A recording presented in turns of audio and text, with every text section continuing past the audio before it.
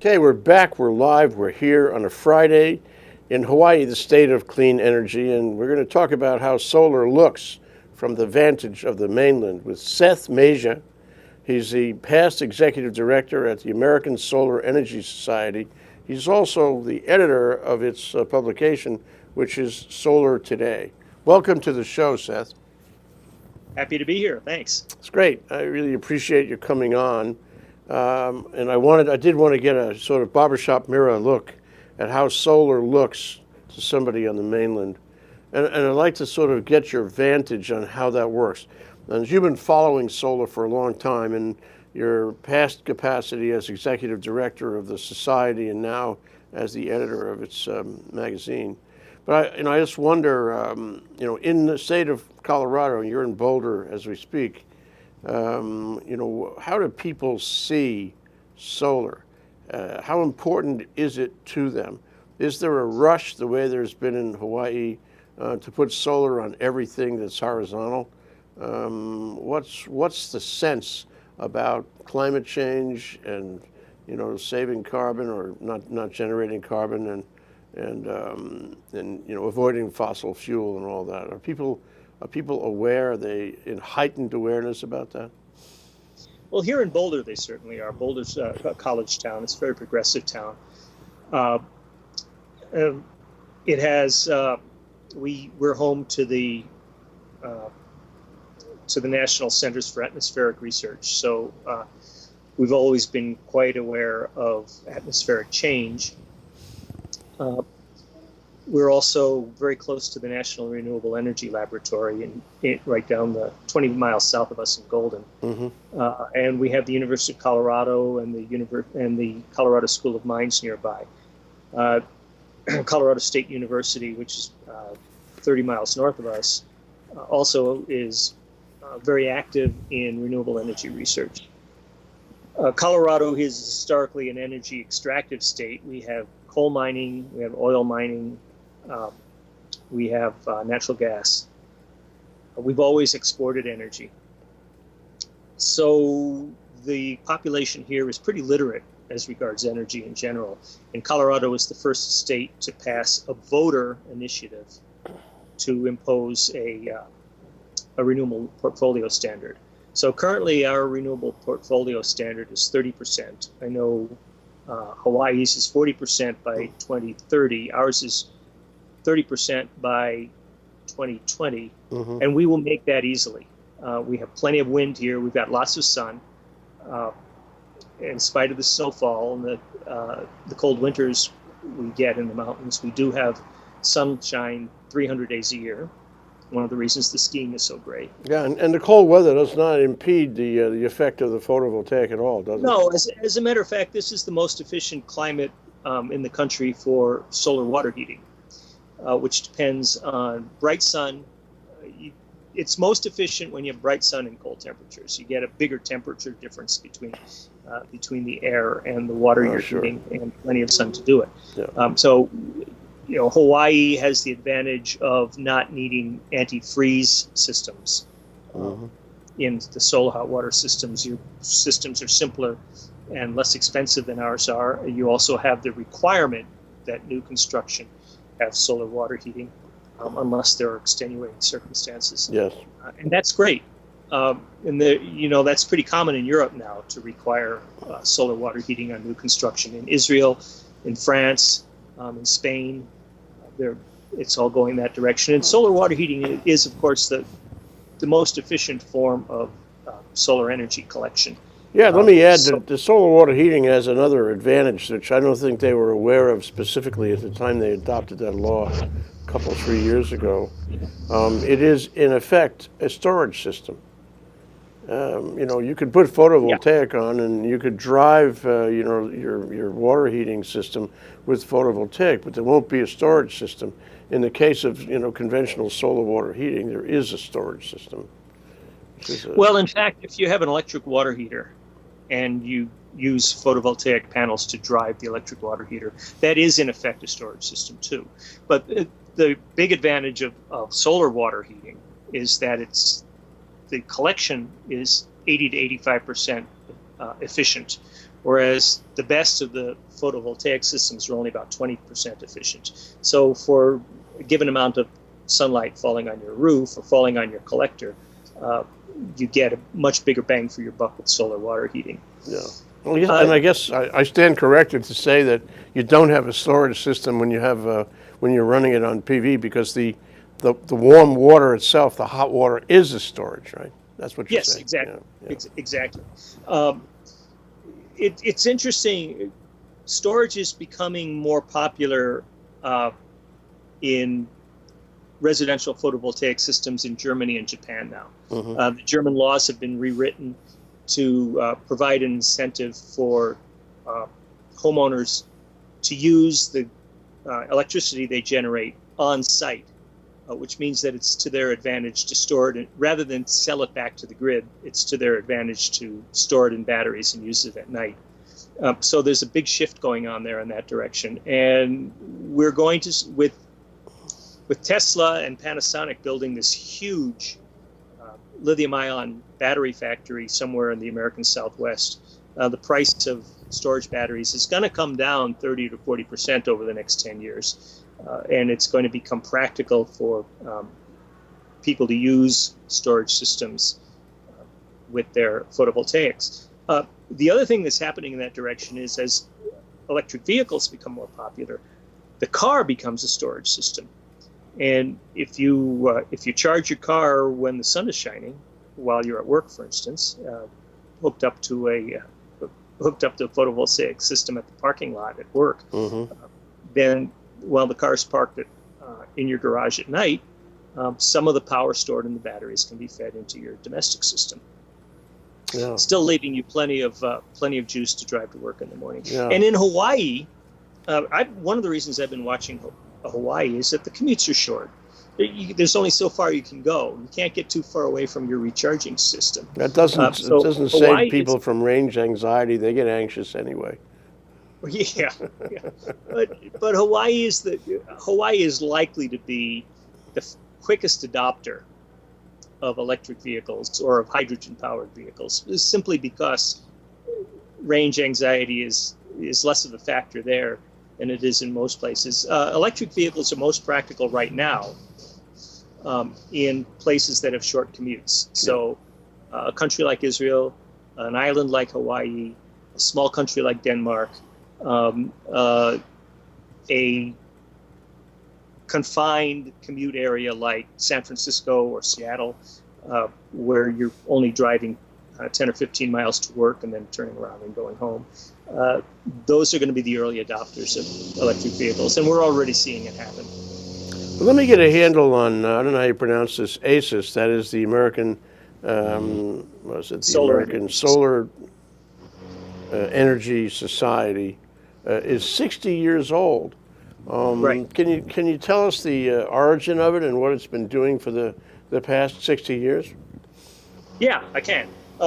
So the organization began in 1954, which was the year that Bell Labs first commercialized the original silicon solar cell, which was fabulously expensive at the time, but it was clear that it was going to be an industrial product. It was used, first of all, by the Bell telephone system to power boosters for the telephone signal in remote locations where they didn't want to run power lines.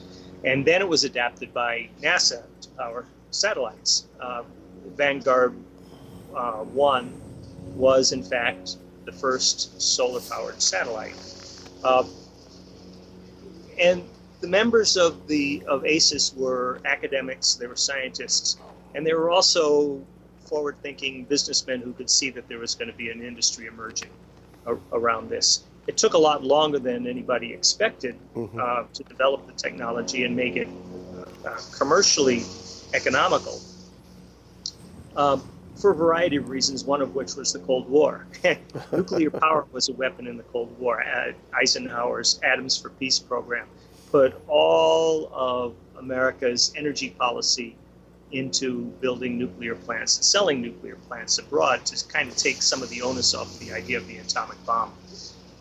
So what did the society do in the in the years where things were ramping up, relatively Yeah, well, slowly? we nurtured the technology. Our members were the scientists developing it and the businessmen commercializing it.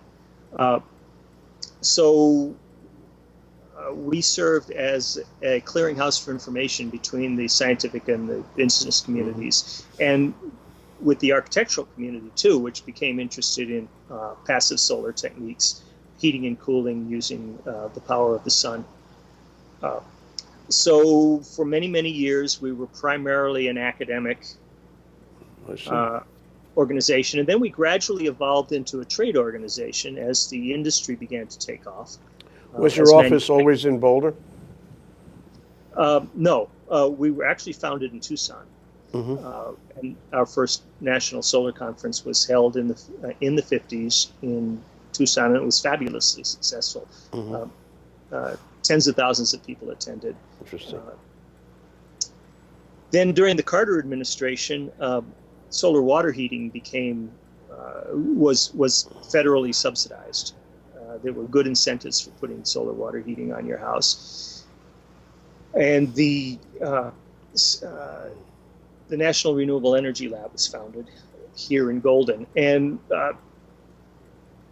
ACES settled in Boulder as part of the process of bringing the Renewable Energy Laboratory to this area. We've been here ever since the early 70s. So now somewhere along the line, well, just going to your point about putting the effort on nuclear rather than photovoltaic. So did the collapse of the American atomic energy utility industry, bring out more research, more commercialization of photovoltaic in, what was that, 1979? I wouldn't say that there was a direct relationship between the refusal of...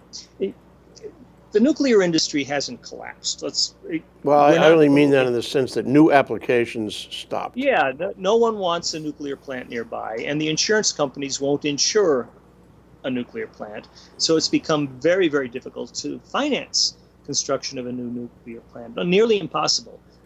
The only way you can get a nuclear plant insured is through subsidies from the federal government. It's a little bit like federal flood insurance, but it's directed at these mammoth, very expensive systems that do have the capability of polluting large areas downwind of them if something goes wrong. Solar has boomed in the last 5 or 6 years, primarily because the Chinese came into the market. And just as the Japanese came into home electronics in the 50s and 60s and 70s and put American manufacturers out of business, you can't buy an American-made television set anymore. It doesn't mean that the television business is dying. Well, it's very, very tough to buy an American-made solar panel now. All the 90% of the solar panels are made in China, just because the Chinese government decided to subsidize manufacture of solar panels and sell them on the world market for less than the cost of manufacturing them. That's called dumping, but it was very effective in driving the price down very, very quickly. So right now, photovoltaics is the least cost option for new electric generation in the United States and in Europe. If you wanted to build a new coal-fired plant, well, you have pollution concerns to worry about, and the rising cost of fuel. If you want to build a new natural gas plant, you have the volatility of natural gas prices to worry about. If you want to build a photovoltaic plant, like a huge utility scale plant out in the desert, you just go ahead and buy the Chinese panels for 70 cents a watt, put them in, and they're good for the next 25 years. No moving parts. The only maintenance is washing the desert dust off the panels. Well, can I stop you there, Seth, in this sense? There's no panel out there that's or at least not commercial, no commercial panel out there that's 25 years old. And people say, that the useful life, that the predictable life of a panel, including a Chinese panel, is going to be that, or 30 or whatever, right in there somewhere. But query, how do we know that for sure? Could it be that... As a matter of fact, there are silicon panels that have been in operation for more than 25 years. Actually operating? Yeah. The only thing is that 25 years ago, they were astoundingly expensive to operate. Mm-hmm. And yet, you have to realize that these devices have been operating in space, in the harsh environment of space, for much longer than that. Mm-hmm. So we have a pretty good handle on how long a silicon module But if I lasts. make one that's not the same quality, isn't it likely to last for a shorter time? Well, if it's not the same quality, it's not going to produce it's not going to produce the power you need. A panel made of silicon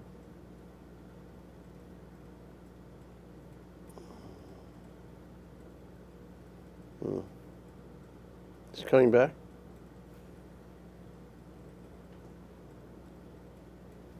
Okay. Yeah. We'll go to a break. We'll be right back. I'm Hong Jiang, host for Asia in Review on Tuesdays. And I'm David Day, host for Asian Review on Thursdays. Both of us broadcast our respective shows at 4 p.m. And my topics tend to deal with questions related to environment, culture, history, and sometimes human rights. And my shows tend to be on international business, foreign policy, geopolitics, and national security. And you can watch our shows live on the ThinkTech website at thinktechhawaii.com.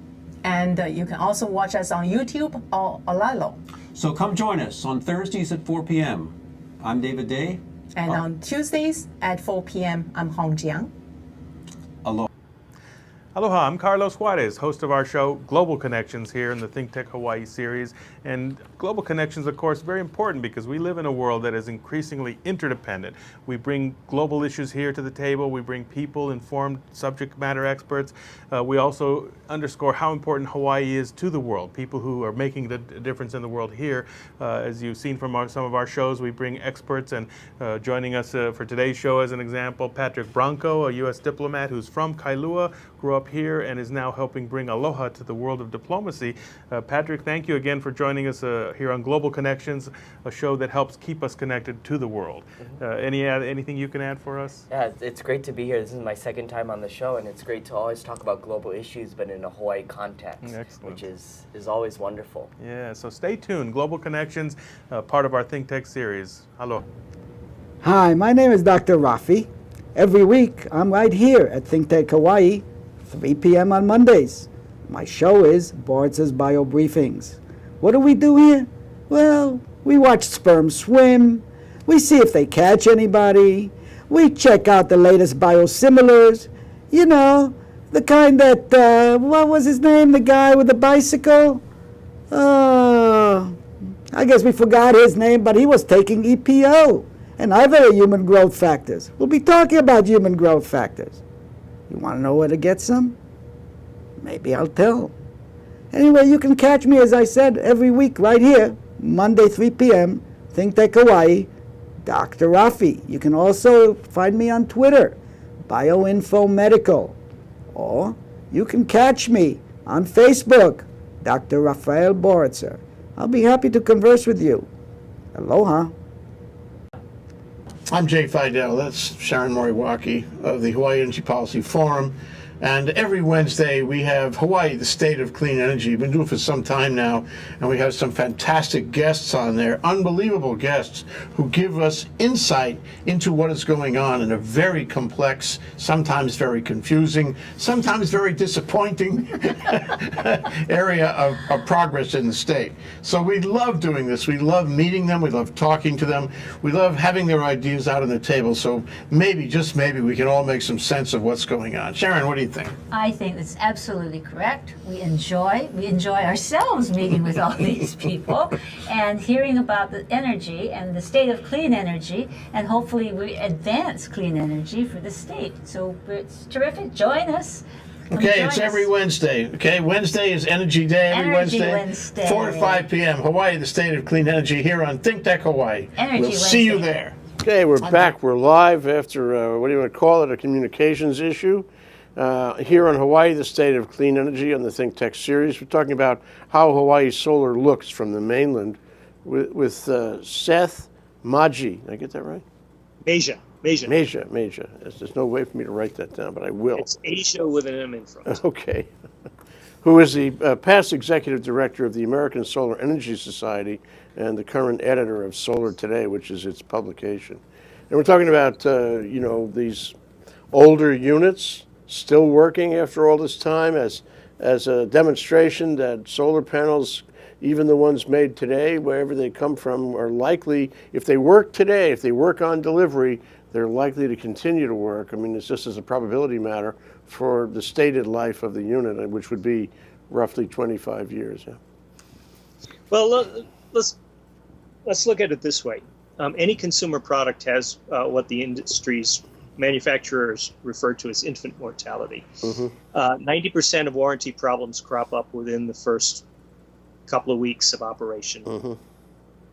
And then you return it and you get a good one. And the same is true of solar panels. If the panel's going to fail, it's likely going to fail within the first few days of operation. Yeah, that's like electronics in general, don't you think? I mean, I Yeah. think that rule applies across the board. A silicon panel is just a huge silicon chip. It's not much different from the basic materials are the same as what's inside this tablet that I'm talking to you on, or inside your cell phone. It's just 1.5 meters tall and 1 meter wide. Well, what has made the solar panels more efficient over recent years? You talked about the fact that the Chinese got involved maybe 5 or 6 years ago. They decided they wanted to rule the roost on solar panels, and they do. They're quite an amazing feat, actually, in such a short time to have, put a lock on the technology that way. But what has made these panels more efficient? What kind of improvements? The panels haven't really become that much more efficient. I mean, efficiency improvements happen incrementally. 0.5% here, 0.1% there. Where all the research and development money went over the last 10 years is into making the panels cheaper. And it's the same process that makes your flat screen television, your solid state television set, get bigger and bigger and bigger and cheaper and cheaper and cheaper. It's basically the sharp television set hanging on your wall that's 6 feet wide, and that you paid $1,000 for. Well, 10 years ago, that flat screen TV was only 8 inches wide. It was the size of the laptop computer screen, and cost $1,000. So what we're getting is a lot more bang for the buck, because the key turns out to be economies of scale. If you can build 1 megawatt's worth of solar panels in your factory over the course of a year, you're going to make the stuff for a whole lot less money than if you were making a kilowatt's worth. So I mean, where does that go from here to the future? I mean, do you expect the same process will continue? That is, the research will result in cheaper, larger units rather than. The stuff's pretty cheap now. It's gone from $7 a watt to 70 cents a watt over the past 6 or 8 years. It can't go to zero. So I don't think so. The curve is flattening out, and I think it's going to stabilize at 70 cents a watt for the next 3 or 4 years. It may inch downward into the 50-cent range. The thin film, the cadmium sulfide and the cadmium telluride and the other thin film technologies that don't use silicon are potentially a lot cheaper, but they're less efficient now. When the cost of thin film goes down to 40 or 50 cents a watt, and it's almost there now, you're going to see it adopted for the very large scale, utility scale solar farms. Well, do you see any particular breakthroughs coming? I mean, is there anything that's out there, in research and development now that could change things? There are a number of things. There's something called quantum dots, which was pioneered here at the National Renewable Energy Laboratory and a couple of labs in Europe. Quantum dots, I don't pretend to understand them, but they're a way of concentrating photons in a very small space so that they ricochet around among the semiconductor molecules. So instead of getting, the way a silicon cell works now is one photon comes in and it knocks an electron loose. If you can get that photon to come in and ricochet around, it might knock off 2 or 3 or 4 photons. So you get 3 or 4 times as much power leaking out of the cell, coming off the cell. That would be a huge increase in productivity. Right now, the latest world record with quantum dots is about 15% efficiency. So they're getting there. And this stuff can be made with cheap, readily available materials, zinc oxide, lead oxide, stuff like that. That's just non-polluting and really easy to get at. There are traditionally solar cells that have been made by growing huge crystals as kind of a billet, and then sawing that billet into very thin sheets that become the solar cells. That wastes a lot of material. There's a lot of scarf. There's a lot of silicon powder that disappears in that process. So there's a process now called epitaxial cells, in which the silicon wafers are grown as single flat cells and then peeled off their backing and placed. So that's a You don't have to potentially. cut it then. I'm sorry. You don't have to cut it. You don't have to cut it. So there's no wasted material. So there are a number of things that are coming along. There are always minor improvements every year in the way the metallic backing is applied to a cell, and that, of course, is the conductor by which the electrons are conducted off and turned into voltage. So those are continual minor improvements. The best silicon cells in commercial production now from SunPower, which is an American company, are running about 22% efficiency. And if you want to maximize the amount of power you get off a relatively small roof, you go with a more efficient module. It might be a little bit more expensive, but in the long run, it produces. If it produces 20% more power, that's what's valuable to you. Does that also apply to a roof which is in a neighborhood where there's a lot of rain? That you would want to get the more efficient panel? Well, ironically, some of the thin film panels, which are inherently less efficient in bright sunlight, tend to do relatively better in low light or masked light conditions. One of the reasons the Germans have figured this out.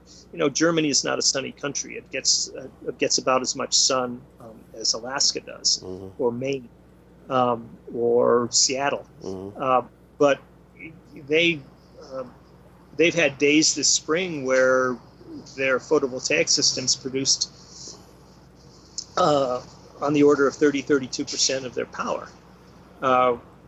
And that's because they had sunny days, and it was probably on a weekend where the power use was down 20% against what it would have been on a weekday. But 30% of your power from photovoltaics, when you're also getting 35 or 40% of your power from wind, and you get a situation where with hydropower, 75% of your power is coming from is generated without the use of fuel, and that's what we're all shooting for. But it's possible to do in places where you don't get the kind of sun that Hawaii and Colorado get. or Arizona. Now these these improvements, developments, however incremental they are, do they help? I mean, do they offer the possibility that the U.S. can start doing broader manufacturing again? I mean, it's really too bad that we lost that. Can it come back? Do the technological advances help it come back? Yes, but there's not really. We don't really have an efficient way to protect a mass-produced, the intellectual property behind a mass-produced technology. So, the Chinese are outproducing us in cars now. They want to outproduce us in airplanes eventually. There's no way to keep a successful technology inside Pandora's box. Yeah, too bad. The irony here isn't that the Chinese beat us because their labor costs are lower, because solar panels are very, very highly automated process. Yes. Their labor costs for solar panels are not lower than ours are. Interesting. What they do have is economies of scale, and the reason they got that is because the American banking system declined to finance the construction of very large solar factories. How interesting. And the government-owned Chinese banks were. 5 years ago, the Chinese all of a sudden dumped $40 billion into their banking system with the express intent of dominating the world market for solar. This at a time when companies like Solyndra had to go begging to the government to back loans that they got privately, and they were chronically undercapitalized. One of the reasons they're chronically undercapitalized was because people on Wall Street listened to their friends in the fossil fuel industries who were telling them that solar's impractical, solar's too small, it'll never amount to much. You get even a guy as progressive as Bill Gates saying, "Oh, solar is cute." Well, yeah, it may be cute, but if you do it right, it turns out to be the cheapest way you can generate power in an environment where air conditioning loads and refrigeration loads are massive. It's really interesting. There's no more conservatively capitalist company in the environment right now than Walmart.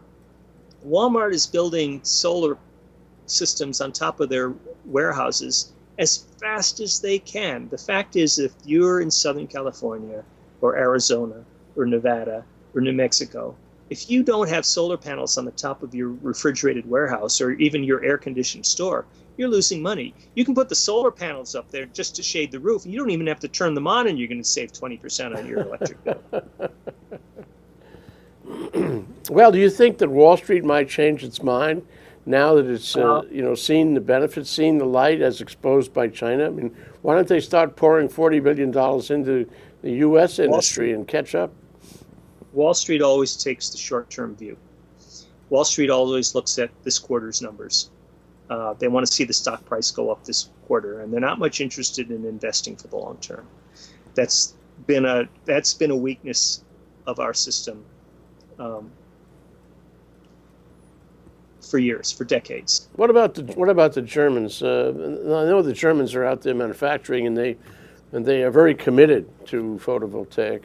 But they've lost their manufacturing base too for the same reason we have. The Chinese came in and undersold them, so they're installing. Let's be very clear about one thing. Solar is growing very, very rapidly in the United States, but yes. The companies that are growing are the installation companies. They're yes. the people who are selling and installing the systems, just as the people who make money in television in this country, aside from television producers, the people who make money with the physical object, the product, are the retailers. The manufacturing is done offshore. The retailers make the money, make the margin. And that same thing is happening in solar. And the same thing is happening in solar in Germany. What's happening is we're seeing very rapid cost declines on the installation side. The productivity of an American solar installer worker has risen by a factor of 250% in the last 4 years. And this is because they're more experienced people. They have better racking systems that go up more quickly and more integrated wiring and grounding systems. So there's a lot of technological progress simply on the mechanical and electrical side. And best practices, most efficient practices. Best practices. And racking systems are made domestically. Racking systems, it doesn't make sense to buy aluminum extrusions from China. Yeah. You do aluminum extrusions right here at home. And you can't outsource the installation labor. You can't bring in Chinese workers to stomp around on your roof installing solar. Now, if you have all this new PV going in, and we certainly have, a huge amount relative to our peak load going in, and not only that, but from a political point of view, PV is the thing to watch. It's got no political resistance at all, where other different renewables do have political. We have political resistance around wind because of the birds, because some people don't like having wind around them. We have political resistance on geothermal, which is a shame because we have 1,000 years supply of it, and so forth. And I wonder if that's the way it's working in the country in general. Is photovoltaic like overarching other renewables in the same way around the country? Yes and no. We have about 5 times as much wind power capacity on the mainland now than we do solar capacity. And the utility companies don't like rooftop solar. They don't like having to buy power from their customers. Yes. It turns their business model upside down. Yes. The business model for a utility company was established in the 1880s by Thomas Edison and Samuel Insull. Yes. And the business model is you build this big central power plant and you sell the power. And you're a regulated monopoly, so you get to make, let's say it's 10% on everything you do. So you're allowed to make a 10% profit on building the power plant, 10% on operating it, 10% on buying the fuel. Now, if you eliminate the fuel from the system, that eliminates a big piece of your profitability. And if you force the utilities to pay a retail rate for the electricity that's pushed into the grid by homeowners, then they feel that they're not making a profit on that homeowner. So they come up with this song and dance that the homeowner has to be billed a flat monthly fee for the privilege of putting that home's electricity back into the grid. That ignores the fact that by having rooftop solar, the utility doesn't have to build a new coal-fired plant. So that's a savings to the ratepayer. The utility doesn't have to build new high voltage transmission lines out to the suburbs because the suburbs are making their own power. There's a lot of savings to the utility company out of rooftop solar that needs to be passed along to the ratepayers, and the utility companies don't want to do that. So there is a lot of political resistance. So how is it being resolved around the country? I mean, it's a tension for sure. It's really interesting. The utility companies are all in favor of having their own solar plants. Yes. So they'll build a huge solar plant out in the desert, or here in Colorado, they'll build a huge solar plant down in the San Luis Valley, which is the sunniest part of our state. But they want to generate the electricity, and they want to sell it out to the customer. So they're all in favor of solar if they own it. They're not in favor of solar if the customer owns it. Well, they might be able to do that if there was no installation industry to oppose them. It seems like the installation industry has a vested interest in having it on every rooftop. Oh, yeah, absolutely. And because of the savings to the homeowner, homeowners homeowners who can afford it want it. Yeah. Over the long term, owning a solar system is like having an 8% bond. It's a hedge against rising utility prices. And if you're generating your own electricity, if you eliminate your utility bill, that's a piece of change that you can put into paying off your mortgage. In Germany, where they had a feed-in tariff, which meant that the utility had to buy rooftop solar for more than it was costing them to generate their own power. Mm-hmm. If homeowners were putting up solar and using the money they made selling to the utility to pay off their mortgages, that was a great deal. As it happens, that led to the situation where on a comfortable spring day when nobody's running air conditioning and nobody's running heating systems, solar can provide 30% of the nation's electricity for no fuel cost and no pollution. So where do you think this is going to, this tension, we have this tension big time in Hawaii. Yeah. There's a lot of controversy Well, about one of the it. interesting things that's happening in Hawaii is because the grids are small, they're island-to-island grids. Mm-hmm. Putting a lot of solar into the system looks like it might destabilize the grid. In fact, it never has. Mm-hmm.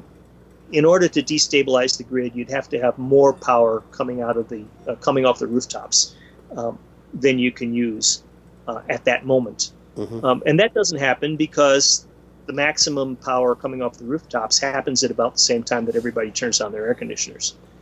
I don't think it's ever going to happen. You're never going to get a situation where rooftop solar is going to overwhelm the grid. But it's a good story for the utility companies. That's the utility says we can't take more than X amount, and so we're not going to approve your installation. And right. That's been in contention now for a few years, and it's a hot issue. Yeah, but forgive my French, it's horse hockey. What Hawaii is pioneering, what the Hawaii utilities are pioneering, and which I'm very interested in seeing, is the adoption of very large battery banks. Mm-hmm. To take excess power when it occurs, store it until it's needed. And that's happening more rapidly than I expected, given the current high price of batteries. As I mentioned earlier, the price of battery systems is going to fall dramatically over the next 10 years, and it'll become much, much more common. And then the utilities won't have a leg to stand on. They won't be able to say that they're worried about being overwhelmed by rooftop solar. But how is that evolving? I mean, I've seen. It doesn't bother them. They don't worry about rooftop. They don't worry about being overwhelmed by solar power that they own. Right, but where does the storage go? Storage will, help this. Storage will ameliorate the problem with the individual homeowners and the installers. For that matter, storage will make a utility-owned solar farm work that much better too. How much do we need, and how long a supply? Do we need overnight storage? And who's going to pay for it? Will it fall on the homeowner's side, or will it fall on the utility side? I mean, what's happening on the mainland? What can we learn from that? What's happening in the desert Southwest is really interesting. A couple of months ago, at the beginning of the year, the Ivanpah, California concentrated solar power plant came online. It's the largest CSP plant in the world. And what concentrating solar power is, concentrating solar thermal, is you use mirrors to focus sunlight onto a tank of either water or a pipe full of oil, and you superheat it. Mm-hmm. Use that to generate steam, and use the steam to drive a conventional steam turbine to make electricity. Well, that's thermal. It means it's easy to store. You can pump the hot liquid into an insulated storage tank, and you can continue to make power well past midnight. There's a plant in Spain now that makes power 24 hours a day from the heat it stores during the day from the sun. So that's baseload. At that point, it becomes practical to run Las Vegas on solar power, 24 hours a day. But Las Vegas that's isn't the running that way. And in fact, no major city is running that way. So where are we on the continuum of getting to that place? We're closer than you might think. Thermal storage is relatively cheap to do. You do it in your hot water tank when you heat water on your roof. Mm-hmm. It's a well understood technology. People have been doing it in one form or another for more than 100 years. You have to remember that before the natural gas boom in the after World War I, rooftop solar water heating was the most common way. It was on 60% of the roofs in Southern California, and it was on 40% of the roofs in Florida. Mm-hmm. Then the gas companies ran lines in and started selling natural gas really cheaply, and people didn't see the need any longer. And they were also subsidized the installation of gas water heaters. So on new construction in particular, a gas water heater was cheaper to install and plumb in than a rooftop solar water heating system. And so that's what the contractors did. And those systems dried up and blew away, just as the Carter era hot water systems dried up and blew away when the Reagan administration shut down all the solar subsidies and all the research and development support for solar. So you think that the combination of photovoltaic and say thermal storage, I suppose battery storage is a close second, in terms of efficiency, but do you think that combination will ultimately rule the roost? I mean, we do have political problems with wind farms here anyway. I mean, some very, very, very heavy arguments going on in the past few years over that. And I think it's kind of slightly radioactive. If somebody wanted to put up a big farm now, you run into trouble with the local community. They don't like it in their neighborhood and so forth. So nobody raises that kind of objection with photovoltaic. And I'm thinking that although you don't like to put all your eggs in one basket, that's the direction we seem to be headed. Photovoltaic with a battery or thermal storage backup that will take us through the night, and thus we won't require any more generator systems. I mean, is that where we're going? Is that where the mainland is going? I think we'll always have central power plants, whether they're solar or wind or geothermal. But Americans like to be independent. They don't like large companies jerking them around on price. They don't like the telephone company raising their rates. They don't like the cable company raising their rates. They don't like the electric utility company raising their rates. So a lot of Americans are going to want solar on their roofs and control their own destiny. Eliminating that utility, that monthly utility bill, is just one more step, one more thing that an independent-minded homeowner can do to feel that they're in charge of their own fate. So rooftop solar will continue to grow. Utility scale solar will grow even faster because the utility companies love it. And wind power is growing steadily on the mainland at the current rate of growth, which is on the order of 35-40% a year, which is astounding in this economy. Yes.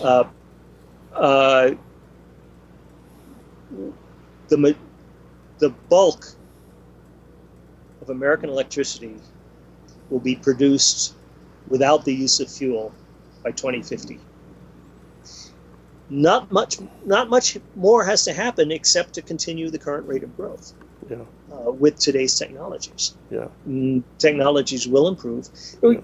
The not in my backyard syndrome as regards wind is really an interesting one. Personally, I happen to love what wind turbines look like.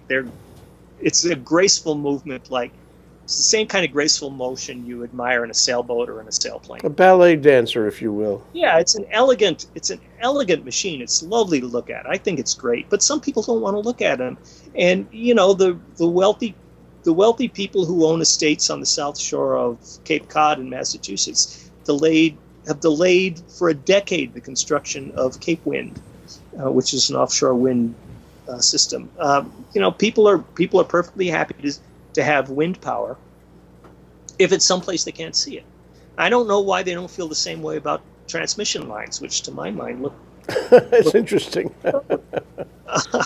Well, you know, we're almost out of time, Seth, and I wanted to ask you one last question, because I know that, you know, you and the Society and the magazine have followed Hawaii. Hawaii is an interesting laboratory to watch these developments, and I know you're, you know, familiar with, the tensions and the various renewable sources competing with each other here. But I wonder if you could give us your advice from where you and the Society and the magazine stand. What should we be focusing on? What should we be, trying to achieve here? Persevere. The solution to the long-term problems is small successes where they're possible to make. So if your neighbors are opposed to big wind farms now, well, go do something else. Go do rooftop solar. 10 years from now, big wind farms won't be a big issue for them anymore, or they'll die off and their kids will be perfectly happy. Yeah, good point. The people who worry about, I understand the reluctance to drill into a volcano for geothermal energy. It's essentially the same process as we object to here in Colorado that we call fracking. Sure. You drill a hole in the ground and you break up the rocks down there, and all kinds of ugly stuff can come up. So safeguards have to be in place so that you can drill into a geologically tender area without toxic gases coming out. But that's a technology problem. It's not a philosophical problem. The philosophical problem is that some people regard the volcanoes as sacred territory. Yeah. Well, that's fine too. But I understand that there are Hawaiian groups that feel that geothermal energy is a gift from Pele, and I understand. I'm a little more sympathetic to that view. You look at what Iceland has done with geothermal, and it's spectacular. Yeah, we could do that here. Seth, we've got to break. We're out of time. The next show is coming. I want to thank you for joining us today. This was really interesting. Pleasure. Some of the points are really valuable to us, I think. And I'd like to actually do this again with you and go further, catch up with you in a few weeks and continue the conversation. That's Seth Masia. He's the past executive director at the American Solar Energy Society in Boulder, and he's the current editor of Solar Today, its magazine. He's an environmental engineer, and he follows solar and all renewables, not only in the mainland, but here in Hawaii. And he can give us a view of how solar looks from the mainland. Thank you so much, Seth. Aloha. Aloha. We'll see you soon.